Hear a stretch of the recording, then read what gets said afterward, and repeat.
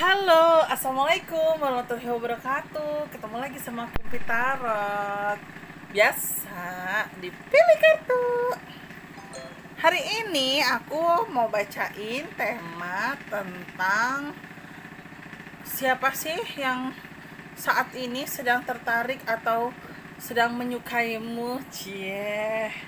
Nah ini kan kita kan bisa aja lingkungan pekerjaan kamu, bisa aja di lingkungan temennya teman, bisa aja di lingkungan keluarga kamu gitu. Jadi kita akan lihat siapa sih saat ini orang yang sedang menyukaimu atau sedang tertarik denganmu.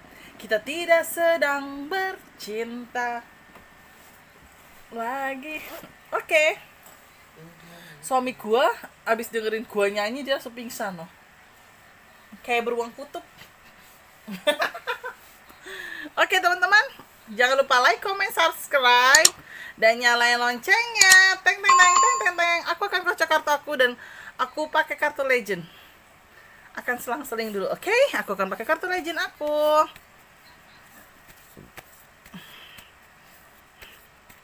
Bismillahirrahmanirrahim.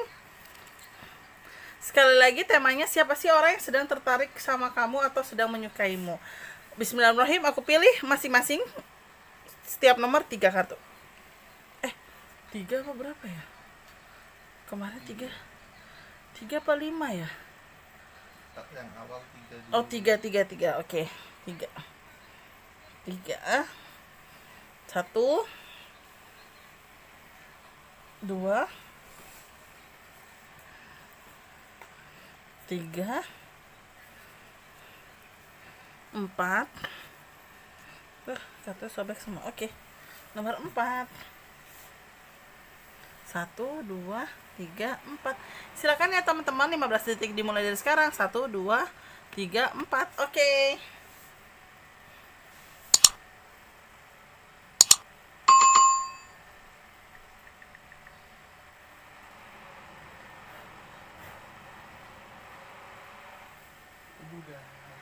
Sudah. Hari ini aku akan mulai bacain ya. Semangat teman-teman mendengarkan ocehan aku yang cempreng ini. Oke, aku akan mulai dari kartu nomor 1. Bismillahirrahmanirrahim. Tenang aja teman-teman, walaupun saya kelihatannya tertawa cengengesan, tapi saya profesional. Oke, pokoknya teman-teman yang reading personal sama saya pasti akan mengenal saya lebih dalam. Siapa sih saya ini? Oke, baiklah, aku akan mulai dari kartu nomor 1. Siapa sih orang yang sedang tertarik sama kamu atau sedang menyukaimu? Nomor 1. Wah. Sebentar ya, aku geser dulu. Nomor 2, nomor 3, nomor 4. Hiji, pertemuan dengan seseorang, jatuh hati, jatuh cinta. Terus udah gitu pertobatan. Oke. Sebenarnya jujur ya, yang suka sama kamu tuh banyak loh. Bahkan aku bisa bilang lebih dari 2 orang ya, lebih dari 2 orang. Kenapa aku berani bilang kayak gitu? Karena gambaran dari kartu aku di sini ada tulisannya secara tidak langsung siapa cowok atau cewek yang suka sama kamu. Yang pertama itu adalah pertemuan dengan seseorang, jatuh hati, jatuh cinta. Artinya adalah kamu tidak sengaja bertemu dengan dia, bertemu dengan orang tersebut dalam sebuah acara. Acaranya luas, bisa acaranya teman, acaranya sahabat, atau acara kantor. Jadi orang itu datang atau undangan untuk menghadiri sesuatu hal di dalam acara yang kamu juga hadiri. Dan aku juga lihat orang ini tingginya hampir sama kayak kamu ya. Cuma memang aku belum terlalu kelihatan seperti apa, tapi ya pasti tingginya itu hampir sama dengan kamu. Dan aku juga lihat dari gambaran kartu aku di sini juga orangnya sih agak putih ya kalau aku lihatnya. Itu yang pertama. Terus yang kedua, siapa sih sosok yang suka sama kamu? Gambaran kartu aku itu ada dari lingkungan pekerjaan kamu, alias kayak misalnya gini, kamu ada di sebuah gedung bertingkat, misalnya di kawasan Tamrin atau di kawasan Jensut kan, Jenderal Sudirman, atau di kawasan Kuningan Kasablanka deh, misalnya di area Jakarta. Nah dalam satu gedung itu banyak kantor, banyak PT-PT yang ada di dalam situ. Nah ternyata orang itu ada di dalam salah satu PT yang ada di gedung itu gitu loh. Jadi istilah saya kayak teman atau orang dalam satu gedung. Nah aku nangkepnya seperti itu dari kartu aku. Jadi ya memang ada unsur dimana yang suka sama kamu itu masih dalam satu gedung atau satu lingkaran pekerjaanmu. Terus yang ketiga, siapa sih orang yang sedang tertarik sama kamu? Salah satunya itu teman kamu sendiri atau sahabat kamu sendiri. Nah, jadi teman-teman di sini harus peka nih. Saat ada orang sudah memberikan perasaannya dia lebih, perhatiannya dia lebih, itu sering kamu jadi tempat curhat atau tempat kamu ngobrol, pastiin dia bagaimana dengan dirimu. Karena yang aku lihat dari gambar kartu aku itu adalah kelihatan dia suka sama dirimu dan dia ada rasa ketertarikan sama dirimu, sehingga di kartu aku kelihatan dia berpikirnya gini, kalau memang saya nggak bisa jadi pacar, nggak apa-apa deh, saya bisa jadi sahabatnya dia atau teman curhatnya dia. Nah itu dia. Jadi yang ketiga ini kamu secara tidak langsung kenal orangnya. Kalau nomor 1, nomor 2 dibilang kenal sekilas info ya. Jadi apa ya istilah kasarnya, kenal tidak langsung gitu loh, tapi kenal sekilas info kalau aku lihatnya dari kartu aku. Dan aku juga lihat dari kartu aku juga istilah kasarnya apa namanya, di kartu aku juga ini orang-orangnya sih baik ya. Mereka sudah niat ke arah keseriusan ya, dalam arti adalah emang niat untuk serius untuk kedepannya gitu ya. Cuma memang semua kan tergantung kamu juga ya, apa yang kamu mau dalam sebuah hubungan dengan mereka itu. Nah cuma memang aku sih lihat gitu kan, yang agak-agak sedikit heboh sendiri adalah ya sahabat kamu sendiri atau teman kamu sendiri. Mungkin nggak sengaja kamu sering curhat sama dia, tiba-tiba ya dia ada rasa tertarik sama kamu. Itu yang aku lihat dari kartu aku. Jadi ya solusinya bagaimana untuk kamu dengan temanmu yang suka sama kamu ini, kalau gambar kartu gak usah solusi sama temennya, solusi untuk kesemuanya aja ya gitu. Kalau aku lihat, kalau memang kamu tertarik gitu kan, pilih salah satu dari mereka. Kalau memang posisinya kamu sudah punya pacar, gak usah merespon mereka. Jadi artinya adalah kamu juga harus bisa profesional terhadap mereka. Tapi kalau memang kamu tertarik gitu kan, kamu juga merasa ada kenyamanan terhadap mereka, silakan gitu loh, silakan kamu jalanin, silakan kamu perjuangkan. Karena memang aku lihat masih ada harapan baik untuk kedepannya. Tapi kalau memang kamu belum terlalu bisa untuk menjalani serius sama dia gitu kan, dan kamu memang masih sayang sama pasangan kamu, ya jangan macem-macem, istilah kasar itu kayak gitu. Dan aku lihat sih dari kartu aku, kamu memang masih konsentrasi untuk bekerja ya. Jadi ya untuk 3 sosok laki-laki yang sedang suka sama kamu atau tertarik sama kamu, ya kamu bikin have fun aja. Have fun tuh dalam arti adalah ya berteman baik gitu kan, walaupun kamu tidak memberikan harapan kamu kepada dia 100% gitu. Cuma ya tetaplah, berteman gak apa-apa, tapi cara kita berteman juga harus ada batasnya gitu kan. Jangan sampai dengan bertemannya itu malah yang ada membuat teman-teman jadi kayak ngerasain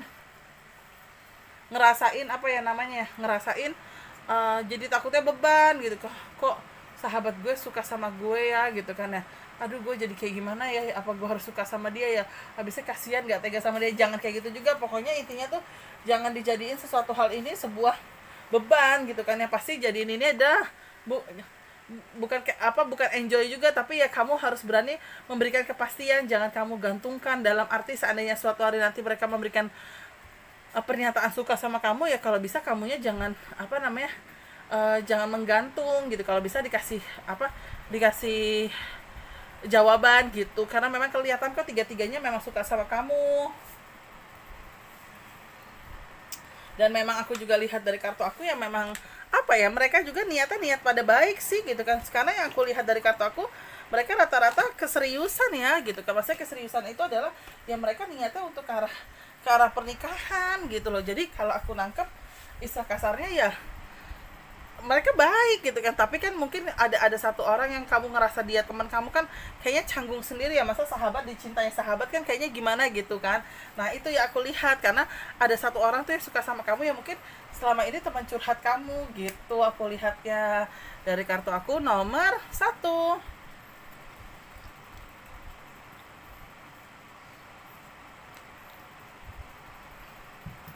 Oke, nomor 2 ya sekarang ya.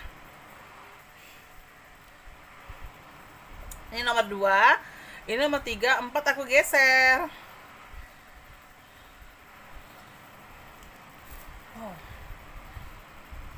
Kalau siapa sih orang yang sedang suka sama kamu? Siapa sih orang yang sedang suka sama kamu? Aku sih bacanya lebih kecenderungan ke arah ada 2 ya, tapi ya suka banget ya, kayak obsesi milikin kamu itu orang, entah masa lalu kamu atau mantan atau orang yang sempat kamu tolak. itu dia masih obsesi banget untuk suka sama kamu, dan dia kelihatan banget di kartu aku memang masih suka, dan bahkan ada rasa takut kehilangan dirimu aku lihatnya. Dan yang satu lagi aku baca lingkungan kantor, mungkin bisa aja kantor kamu proyek, bisa aja dia sama-sama satu perusahaan tapi beda proyek, kan bisa ya seperti itu ya. Nah aku lihatnya kayak gitu. Jadi ya sebenarnya agak-agak yang susah-susah gampang itu sama orang yang ngerasa kehilangan kamu ini nih guys, karena aku takutnya dia berbuat yang tidak baik gitu kan. Karena aku lihat gini loh, dia kayak ngerasa banget kehilangan dirimu, mungkin saat kamu pernah menolak dia, mungkin saat kamu juga pernah apa ya namanya ya, bukan mencampakkan ya, tapi mungkin kalian pernah berpisah gitu loh. Kalian dulu punya hubungan tapi ternyata kalian berpisah. Nah aku tuh nangkepnya seperti itu dari kartu aku. Dan aku juga lihat sih istilah kasarnya orang itu juga apa ya, kayak orang gimana ya ngomongnya, kayak orang masa lalu kamu juga sih ya kalau aku lihatnya ya. Bisa aja masa lalu itu yang dulu udah pernah putus, atau mungkin pacar zaman cinta monyet gitu. Aku lihatnya seperti itu. Cuma memang agak berhati-hati ya, karena memang dia seneng banget sih, seneng banget sama dirimu, dan dia kayak gak mau banget kehilangan dirimu aku lihatnya. Dan kalau satu lagi teman proyek atau teman pekerjaan sama satu perusahaan, sebenarnya nggak terlalu digubris, karena dia juga bahasanya tertarik doang, belum terlalu obsesi untuk memiliki kamu. Mungkin artinya adalah bisa aja dia sudah punya pacar, atau bisa aja dia sudah punya pasangan hidup, entah istri ataupun suami. Jadi makanya dia cuma senang aja ngeliat kamu, tapi untuk rasa tertarik untuk memiliki sih belum gitu. Jadi ya mungkin orang kantor ini atau satu perusahaan sama kamu ini ya dia tahu diri gitu loh ya, apa namanya, cuma seneng doang gitu. Tapi yang agak-agak obsesi sih aku lihat orang yang pernah ngerasa kehilangan kamu, entah ditolak kamu atau putus. Aku nangkepnya kayak gitu. Nah sekarang kita lihat ya, kira-kira solusi apa sih yang harus dibutuhkan untuk nomor 2 ini. Wow, kalau aku boleh saran ya, kamu gak usah terlalu ini ya, gak usah terlalu diambil pusing, gak usah terlalu stres.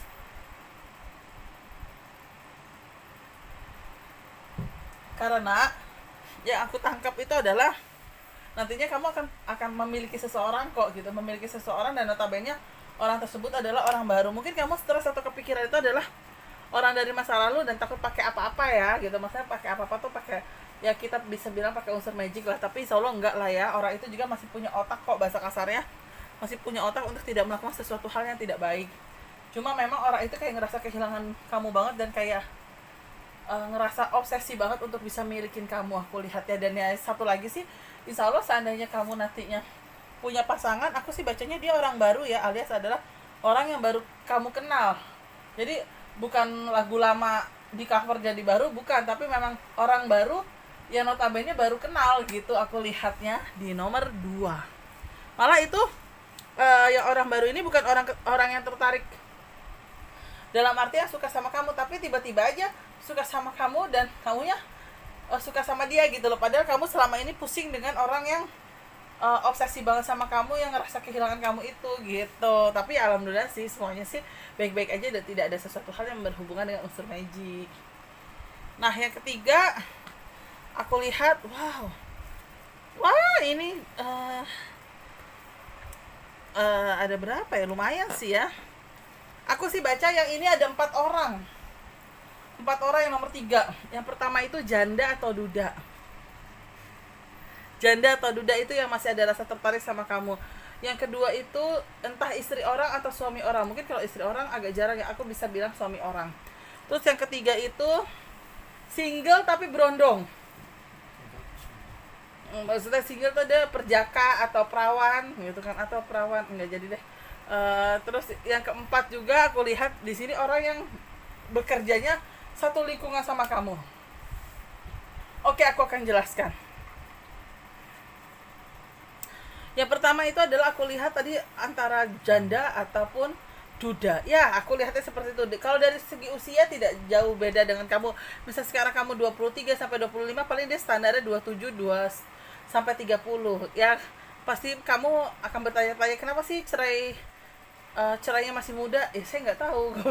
Jawabannya kayak gitu ya, karena memang gambarannya seperti itu, bisa duda ataupun janda ya.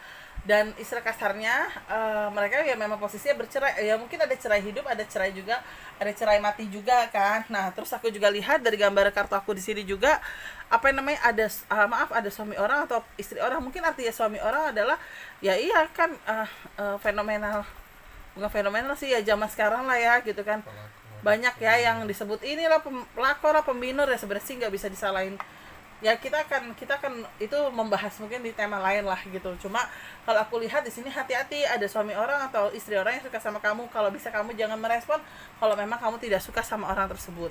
Ada perawan ataupun perjaka ya betul, tapi berondong guys.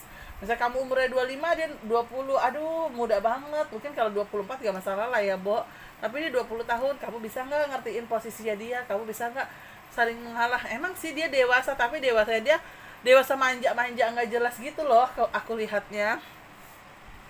Nah yang keempat itu yang suka sama kamu masih dalam lingkungan kerja. Bisa aja lingkungan kerja itu atasan kamu, bisa aja lingkungan kerja itu temannya teman, bisa aja lingkungan kerja itu security kamu gitu kan. Pokoknya pasti itu masih dalam lingkungan kerja. Bisa aja kantor bank cabang lain atau kantor bank utama, pokoknya masih dalam satu alma mater perusahaan tapi beda. Aku lihat maksudnya beda bank. Aku lihatnya kayak gitu. Dan aku juga lihat dari kartu aku di sini keempat orang ini sebenarnya tidak terlalu berbahaya ya. Cuma mungkin kamunya agak-agak risih ya. Mungkin kayak ngerasa ya ampun gue disukain banyak orang gitu ya. Itu aku lihat ya. Cuma yang untuk duda ini sih kamu agak-agak sedikit agak respon. Maksudnya dalam arti adalah mungkin bukan respon dalam arti apa ya, tapi respon karena ada sedikit rasa penasaran. Kenapa kok lo bisa jadi duda gitu di usia muda? Nah mungkin seperti itu.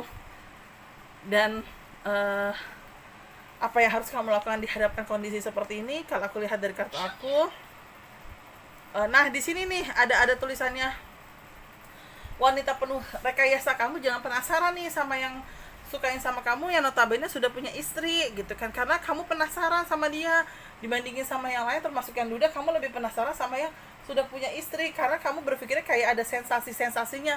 Nah ini hati-hati, jangan sampai ini jadi bumerang buat kamu ya, yang kamu awalnya niat iseng-iseng taunya nanti malah terjerumusnya apa, terjerumus tiba-tiba dilabrak sama istrinya, tiba-tiba orang tua kamu malu, orang tua kamu menangis-nangis ya. Janganlah kayak gitu. Kalau memang obsesinya itu hanya untuk rasa penasaran, hilangin lah gitu kan. Maksudnya gini ya, jangan terlalu itu banget karena kan memang posisinya dia sudah punya istri gitu kan. Dan kalau bisa jangan terlalu respon, karena di kartu aku di sini ada tulisannya wanita penuh dengan rekayasa. Berarti kan artinya kamu juga ada takutnya kamu juga ada respon, dan takutnya malah responnya kamu itu malah jadi apa ya, jadi bumerang buat kamu sendiri. Jadi hati-hati deh gitu kan. Maksudnya ya walaupun karena kita ada rasa penasaran ya perempuan ya, kenapa suami orang itu suka sama kita gitu, padahal kita nggak menggoda atau kita nggak ngapa-ngapain, tapi ya alasannya itu ya hanya ada dalam pikirannya suami orang itu. Bisa aja dia iseng-iseng, bisa aja dia cuma sosok tebar pesona. Nah disinilah teman-teman perempuan nih, hati-hati, jangan tergoda di situ, jangan kepikiran untuk sesuatu hal yang sementara doang, kalau menurut aku sih gitu. Nah itu dia. Jadi apa yang harus teman-teman lakukan, pilih salah satu dari mereka. Kalau memang semuanya tidak ada kandidatnya, teman-teman ya nggak usah dipilih, pilih yang lain, pilih yang sesuai dengan harapan atau tetap bertahan dengan pasangan yang ada sekarang. Jadi jangan mencoba untuk bermain api kalau teman-teman tidak mau kebakar. Oke? Itu aku lihat dari kartu aku nomor 3. Nah yang keempat nih teman-teman nih, yang keempat, wow, gila-gila ini keren banget. Yang keempat orangnya berduit coy. Dari segi jujur ya, dari 1, 2, 3, dan 4 ini yang paling mapan.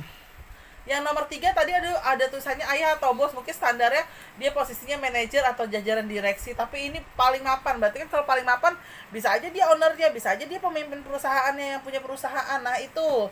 Dan aku lihat nomor 4 ini adalah orangnya dari segi agama sangat-sangat religi.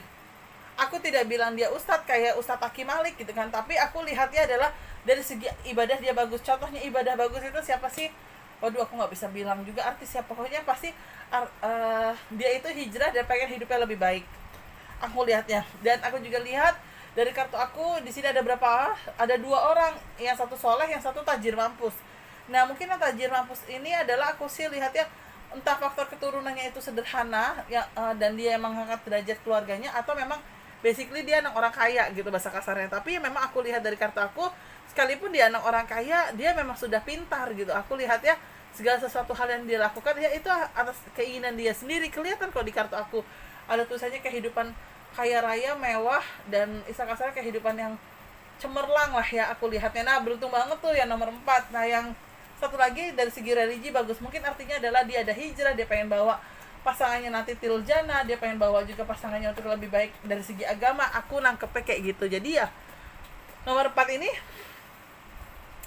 sangat baik sih kalau aku lihat ya, dari 1, 2, dan 3. Bukan berarti 1, 2, 3 itu tidak baik, bukan ya, tapi memang aku lihat dari secara keseluruhan yang aku baca, nomor 3 ini bagus, nomor 4 ini bagus. Dan apa sih yang harus teman-teman lakukan ya, kalau aku boleh lihat dari kartu aku, apa yang harus teman-teman lakukan dengan kondisi seperti ini? Ada kartu suatu bentuk keinsapan, ayo jangan jual mahal guys. Kalau memang kamu ada respon, kamu juga suka, terlepas dari dia atributnya bagus, dari segi agama bagus, dari segi materi bagus gitu kan ya, ya kamu pretelin aja atribut itu, kamu suka sama dia apa adanya, biar apa, biar perjalanannya enak, biar ngejalanin enak. Tapi jangan digantung anak orang, yang ada nanti kalau digantung mereka kabur, yang ada malah mereka ilfil. Jadi kalau bisa dari kamunya juga bisa harus mengontrol situasi yang ada. Kalau memang suka bilang iya, kalau memang tidak suka jangan digantung gitu loh, tinggal bilang tidak gitu kan. Ternyata saya tidak bisa menjalani, sekalipun materi kamu bagus, kamu sudah mapan di usia muda, tapi ternyata saya nggak bisa. Nah jujurlah pada diri sendiri, kasihan anak orang kalau misalnya kalian gantung. Nah, yang satu dari segi religi emang sih ada tulisannya suatu bentuk keinsafan. Kadang ada momen juga kamu kayak merespon, aduh bagus juga ya kalau dari sebuah religi, setidaknya kamu lebih kayak berpikir ada saya bisa diingatkan untuk sesuatu hal yang baik, apalagi itu dalam hal ibadah. Itu dia teman-teman, aku lihat nomor 1, 2, 3, dan 4. Terima kasih banyak ya teman-teman ya, mohon maaf kalau ada salah-salah kata atau salah penyampaian, apa namanya, itu semua ya di luar apa ya namanya, di luar ekspresi saya ya gitu. Pokoknya terima kasih banyak, mohon maaf kalau ada salah-salah kata. Sekali lagi jangan lupa like, comment, subscribe, nyalain loncengnya, dan wassalamualaikum warahmatullahi wabarakatuh. Ntar kapan-kapan kita sharing ya tentang kehidupan orang ketiga. Oke, bye bye.